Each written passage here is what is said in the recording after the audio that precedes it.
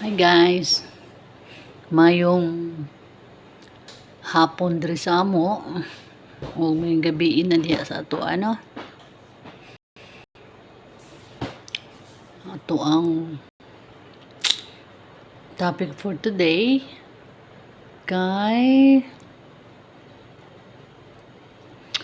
mayong topic na to karong adlaw. Bahin ni sa mga tao nga nasuko sa ato no? Kinaadjud day naadjud mga tao nga basta unsa na to kabutan, wag sila kauyon sa atong batasan.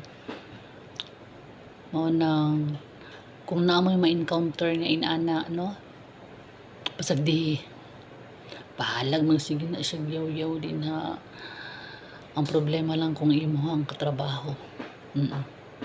Kay maglisod ka og likay kay syempre makita nimo perminti no. Pero ay patuli. Pasagdi lang siya. Hunahuna lang na siya nga bubuyog na siya sa imuhang dalunggan, gigutom.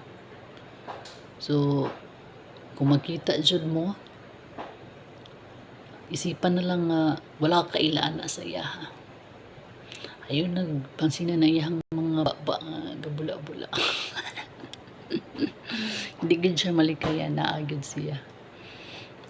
Charge to experience gid na siya dirang dapita. Grabe. Manang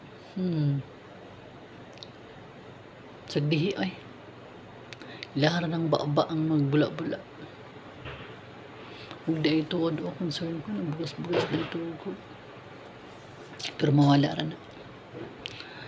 So, maura to, para walay samok, ano lang na sila.